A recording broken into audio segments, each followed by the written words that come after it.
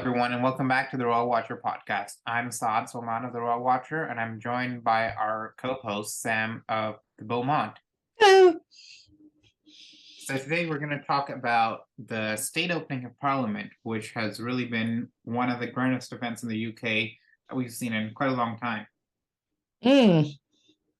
Much grander than the so-called coronation.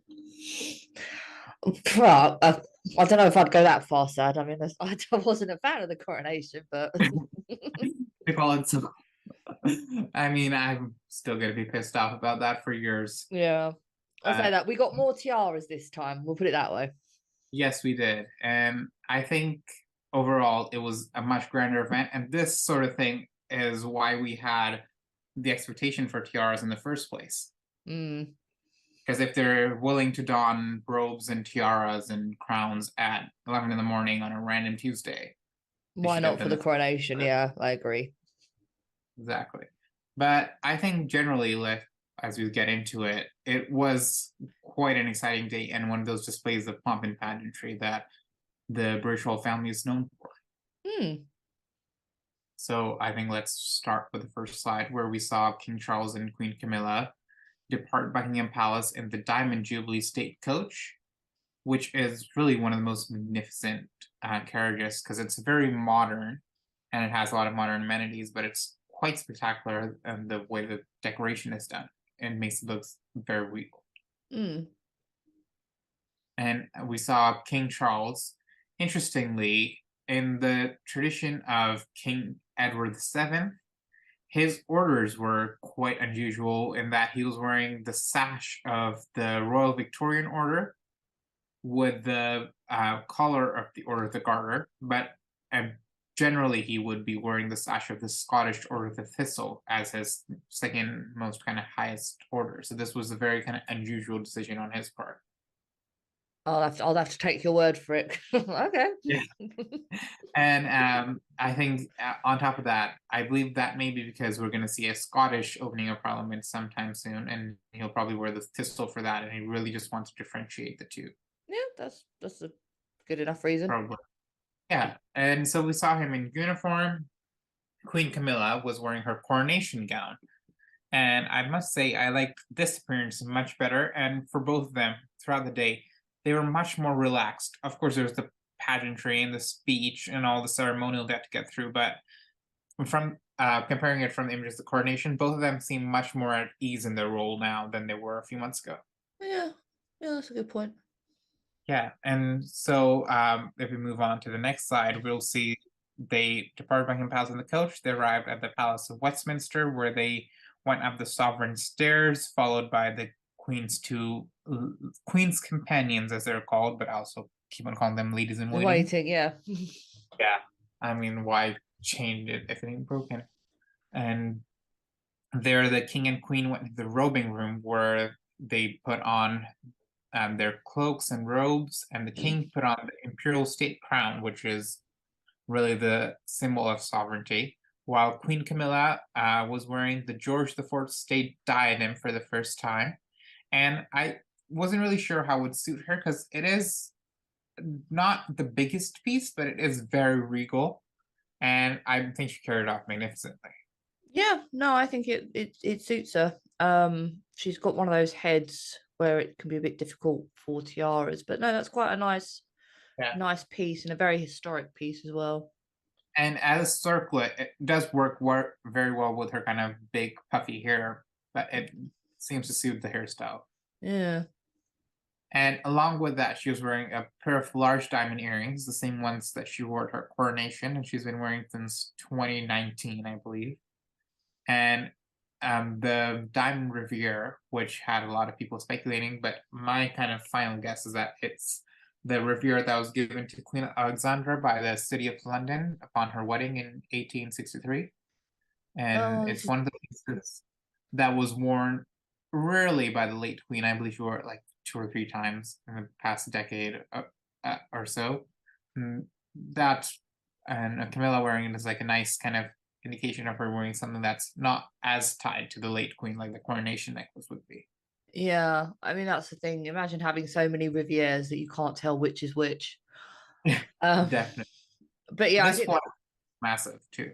Yeah, and I think you're right. The consensus is it's because everyone saw it and thought it was the coronation necklace minus the pendant, but I don't think they'd be mucking around with it if they've got other Rivieres in the in the vault. So Yeah, and the size of the stones is different. The coronation necklace has bigger stones and it sits higher on the neck, where this one has pretty large stones, mind you, but they do sit a bit lower, and there's a couple more stones in the coronation necklace. yeah, well, that's um, might signal our hope that Charles has been rummaging, and we'll start seeing more and more historic pieces come out. Oh, definitely. I think we've been seeing Camilla wear a couple of unworn pieces from the late queen. We saw the brooch in Germany. We saw at the evening of the state opening, the king and queen attended a gala at the Royal Opera House, and she wore this interesting sapphire pendant necklace, which has been recently discovered that was worn by the late queen in childhood. So Oh, they're definitely bringing out pieces that are not as directly related to the late queen, but kind of form part of that personal collection, and they're digging through the walls. yeah. Fingers crossed we get a bit more of it. Definitely. So if you move on to the next slide, we can see the king giving his speech from the throne.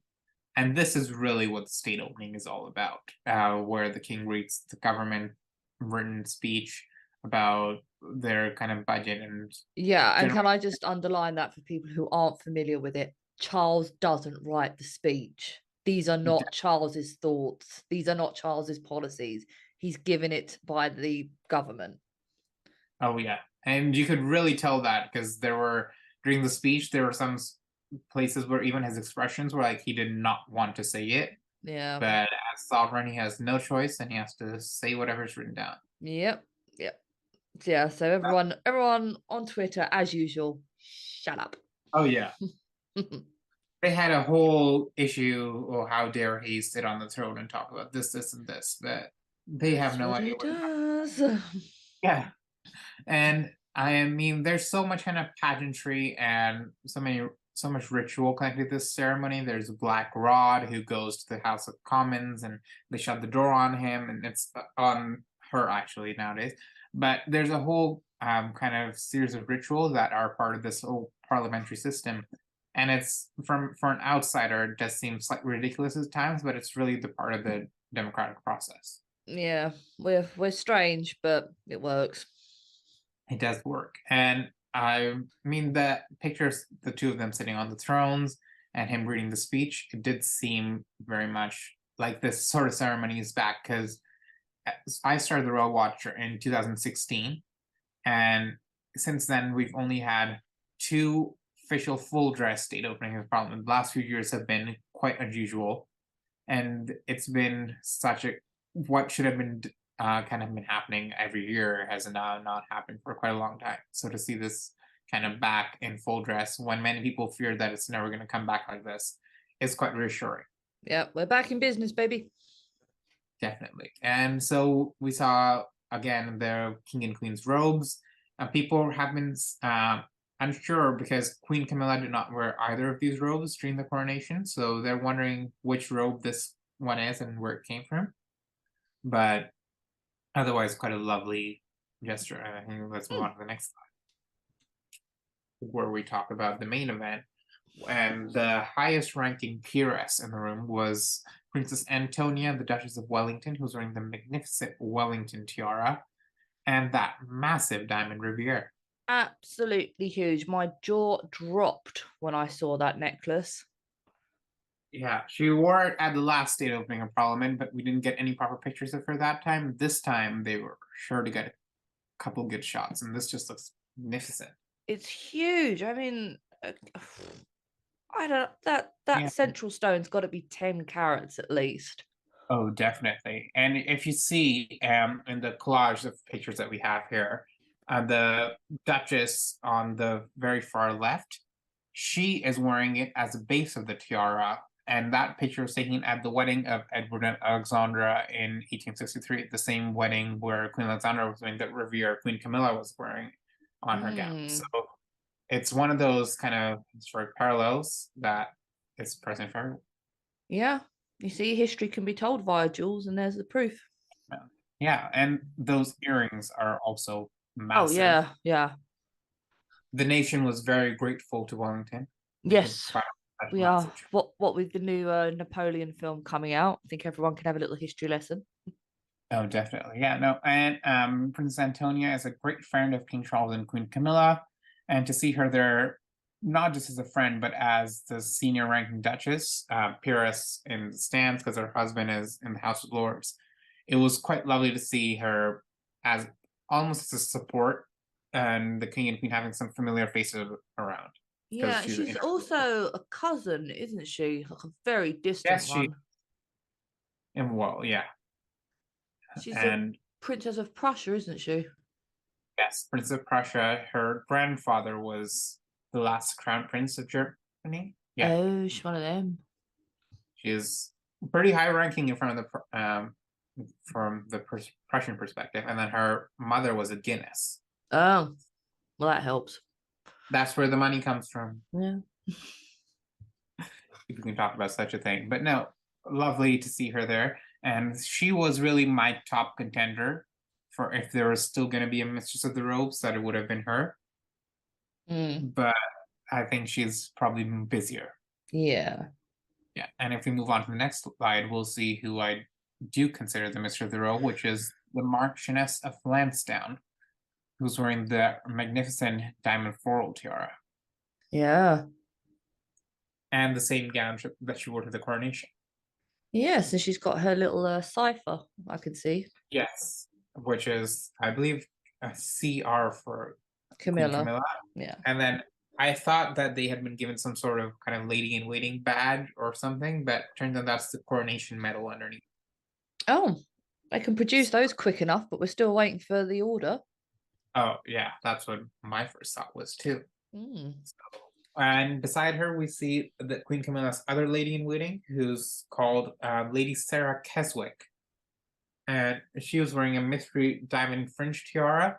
She's the daughter of the 16th Earl of Dalhousie, but it's not a tiara that's been worn by anyone in her family. And I do think that having kind of counted the diamonds on the individual fringes, that it may actually be Princess Mary's hairwood fringe tiara that she may have borrowed from the Westminster family.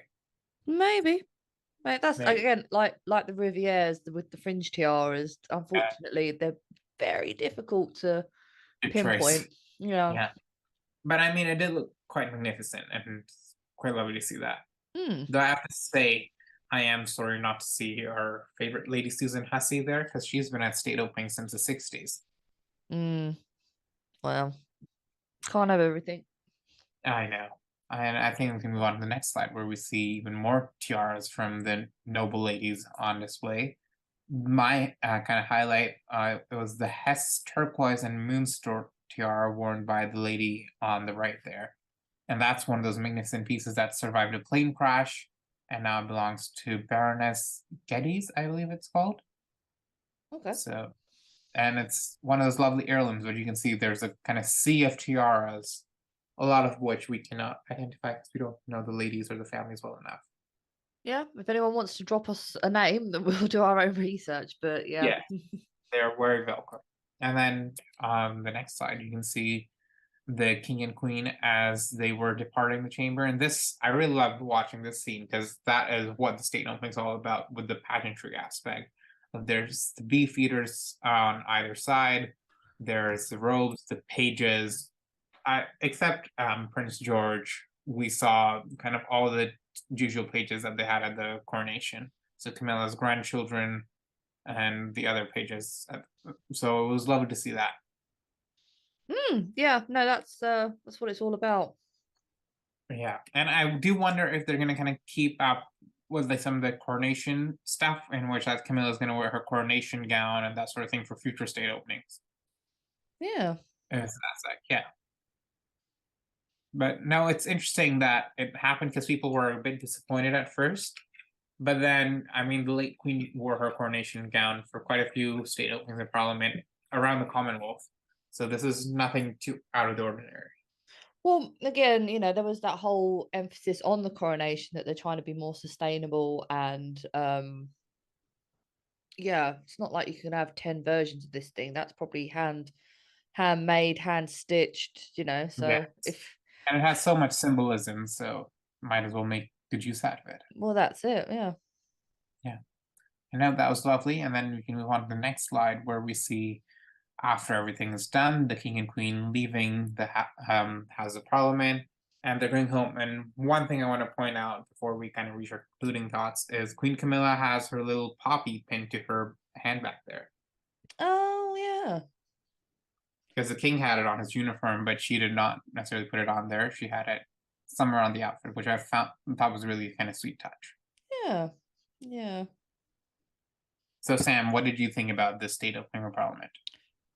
I mean, it was nice to see that a little bit more pomp than we had at the coronation. Wish there were, as always, I'm never satisfied. I want more, more, more. Yes, we do. So I want everyone in tiaras, whether they want to be or Yeah. not. But yeah, obviously, I know everyone says it's tone deaf. We have a cost of living. Yeah, we do. But if we didn't do it, then questions would be asked. And if we're gonna have a nation built on history and tradition, then you got to do these things. So I'm glad they're doing it and they're doing it well. Yeah, I think this was a very lovely kind of beginning to hopefully a long similar series of state openings parliament throughout the king's reign, and a very kind of lovely way to signify that after the past kind of few years of COVID and political crisis that has prevented the sort of ceremony happening, that it's back. Yeah. So no, it's lovely to see. Yeah. And I think that's it for today. And we look forward to talking to you next time. Yep. Bye.